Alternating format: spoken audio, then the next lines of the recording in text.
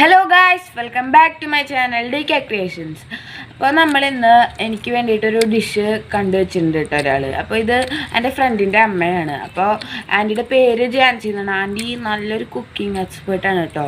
അപ്പോൾ ആൻറ്റി കേക്കൊക്കെ ഉണ്ടാക്കി കൊടുക്കുന്നുണ്ട്. അപ്പോൾ ആൻറ്റിയുടെ കേക്കുകൾ ഓർഡർ ചെയ്യാൻ താല്പര്യമുള്ളവർ സ്ക്രീനിൽ കാണുന്ന നമ്പറിൽ കോൺടാക്ട് ചെയ്താൽ മതി. ആൻറ്റി എന്ന് പറയുന്നത് പുൾമിയപ്പ് കേക്ക്, ഡോൾ കേക്ക് അതൊക്കെ നന്നായിട്ട് ഉണ്ടാക്കി കൊടുക്കും കേട്ടോ. പിന്നെയെന്ന് പറയുന്നത് ഇന്ന് നമ്മൾ ഉണ്ടാക്കാൻ പോകുന്നത് ഒരു ബിരിയാണിയാണ്. അപ്പോൾ ആൻറ്റി എന്ന് പറയുന്നത് പക്ക എക്സ്പേർട്ടാണ് കേട്ടോ ബിരിയാണിയുടെ കാര്യത്തിലൊക്കെ. അപ്പോൾ നമുക്ക് എങ്ങനെ ചെയ്യണമെന്ന് നോക്കിയാലോ. ഗൈസ്, നമ്മളിവിടെ പെരുംജീരകം, കറുകപ്പട്ട, ഏലക്ക, ഗ്രാമ്പു, തക്കോലം, കുരുമുളക് എന്നിവ എടുത്തിട്ടുണ്ട്. അപ്പോൾ ഇതൊക്കെ ഒന്ന് നമുക്ക് ചതച്ചെടുക്കണം. അപ്പോൾ ഗൈസ്, നമ്മൾക്ക് ഇവിടെ മുളക് ചതച്ചെടുത്തിട്ടുണ്ട്. മുളക് ഇതേപോലെ ചതച്ചെടുക്കണം. പിന്നെ നമ്മൾ തക്കോലം ചതയ്ക്കുമ്പോൾ പ്രത്യേക ഒരു കാര്യം ശ്രദ്ധിക്കണം, അതായത് അത് പൊടിയാകാൻ പാടില്ല.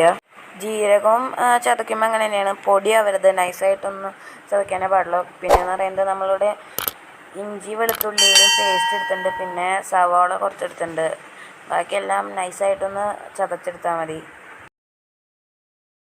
അപ്പോൾ ഗൈസ്, നമ്മളിവിടെ ബിരിയാണി പോട്ട് എടുത്തിട്ടുണ്ട്. അപ്പോൾ ഇതൊന്ന് ചൂടായി വരുമ്പോൾ ഇതിലേക്ക് ഡാൽഡ ഒഴിക്കുക. ഗൈസ്, നമ്മൾ 50 ഗ്രാം ഡാൽഡിന് എടുത്തേക്കണത്. അപ്പോൾ നമ്മൾ ചതച്ചെടുത്ത പെരുംജീരകം, കറുകപ്പട്ട, ഏലക്ക, ഗ്രാമ്പു, തക്കോലം, കുരുമുളക് എന്നിവയൊക്കെ നമുക്ക് ഈ ഡാലിലേക്ക് ഇടാം. ഇതൊക്കെ ഒന്ന് ചൂടായി വരുമ്പോൾ നമുക്ക് ഇതിലേക്ക് നേരത്തെ അരിഞ്ഞു വെച്ച സവോളയും വെളുത്തുള്ളി ഇഞ്ചി പേസ്റ്റ് ഇടാം. അതിനോടൊപ്പം തന്നെ നമുക്ക് പച്ചമുളക് ഇടാവുന്നതാണ്.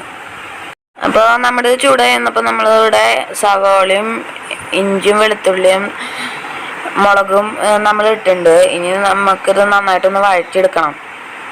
ഇതൊക്കെ ഒന്ന് വാടി അതിൻ്റെ പച്ചമണം മാറുമ്പോൾ നമുക്ക് ഇതിലേക്ക് അരി ആഡ് ചെയ്യാവുന്നതാണ് കേട്ടോ. നമ്മൾ 6 ഗ്ലാസ് അരി വെള്ളത്തിലിട്ട് അരമണിക്കൂർ കുതിർത്തെടുത്തിട്ടുള്ളതാണ് കേട്ടോ. അപ്പോൾ അതാണ് നമ്മൾ ഇതിലേക്ക് ആഡ് ചെയ്യുന്നത്. നമുക്കിതിനി നന്നായിട്ടൊന്ന് മിക്സ് ചെയ്യണം. ഇവിടെ നമ്മൾ നന്നായിട്ടൊന്ന് മിക്സ് ചെയ്തിട്ടുണ്ട്. അതിന് ശേഷം നമ്മൾ ഇവിടെ വെള്ളം ഒഴിക്കുന്നു. ഇതെന്ന് പറയുന്നത് ഉപ്പിട്ട് തിളപ്പിച്ച വെള്ളമാണ് കേട്ടോ. എൻ്റെ കണക്ക് എന്ന് പറയുന്നത് 1 ഗ്ലാസ് അരിക്ക് 1.5 ഗ്ലാസ് വെള്ളം എന്നതാണ് കേട്ടോ. ഇത് നന്നായി തിളപ്പിച്ച വെള്ളമായിരിക്കണം, ഉപ്പിട്ട് തിളപ്പിച്ച നല്ല വെള്ളമായിരിക്കണം കേട്ടോ. ഈ 2 ടേബിൾ സ്പൂൺ ഓയിലും 1 ചെറുനാരങ്ങയുടെ നീരും നമുക്ക് ഇതിലേക്ക് ഒഴിക്കണം. എന്നിട്ട് ഇത് നന്നായിട്ടൊന്ന് ഇളക്കി കൊടുക്കുക. അപ്പം നമുക്ക് ചെറുതായിട്ട് തള വരുമ്പോൾ അത് നമുക്ക് സിമ്മിലിട്ട് കൊടുക്കണം. ഇത് നമ്മൾ 5 മിനിറ്റ് നേരത്തേക്ക് മൂടി വെക്കണം. അപ്പം നമ്മൾ ഇവിടെ ആ സമയം കൊണ്ട് ഒരു ചട്ടിയിലേക്ക് ഓയിൽ ഒഴിച്ച് അണ്ടിപ്പരിപ്പ്, കിസ്മിസ്, ക്യാരറ്റ്, സവാള എന്നിവ നമുക്ക് വറുത്തെടുക്കാം. ചെയ്യുമ്പോൾ എല്ലാതും ഒരുമിച്ചിട്ട് വറുത്ത് കോരാൻ പാടുള്ളൂ. അല്ലാതെ നമ്മൾ എല്ലാതും സെപ്പറേറ്റ് ആയിട്ട് വേണം വറുക്കണമെങ്കിൽ.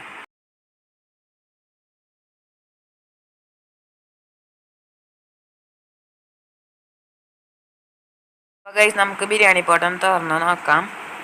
അപ്പോൾ 5 മിനിറ്റിന് ശേഷം തുറന്ന് നോക്കിയപ്പോൾ റൈസൊക്കെ നന്നായി സെറ്റായിട്ടുണ്ട്, വെന്ത് സെറ്റായി. അപ്പോൾ ഗൈസ്, നമുക്ക് ഇതിലേക്ക് ഇനി പൈനാപ്പിളിൻ്റെ നീര് ഒഴിച്ചു കൊടുക്കാം, അല്ലെങ്കിൽ എസൻസ് ചേർക്കാം. പൈനാപ്പിൾ എസൻസ് ആൻറ്റിയുടെ ചെയ്തേക്കുന്നത് നമ്മൾ പൈനാപ്പിൾ അരിയുമ്പോൾ കിട്ടുന്ന നീര്, അതാണ് ആൻറ്റി ആഡ് ചെയ്തേക്കുന്നത്. അപ്പോൾ ഇത് നാച്ചുറൽ സംഭവം ആയതുകൊണ്ട് നമുക്ക് ഹെൽത്തിനൊന്നും കുഴപ്പമുണ്ടാവില്ല. എന്നിട്ട് ഇതിലേക്ക് 50 ഗ്രാം നെയ്യ് ഒഴിച്ചതിന് ശേഷം ഒന്ന് മൂടി വെക്കുക.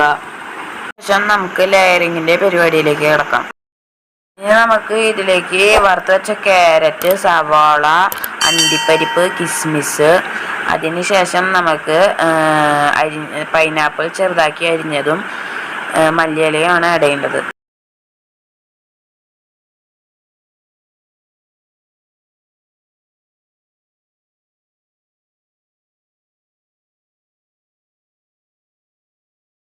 അപ്പോൾ ഇതിന് ശേഷം നമുക്ക് ഇതിൻ്റെ മേലേക്ക് റൈസ് ഇടാവുന്നതാണ്.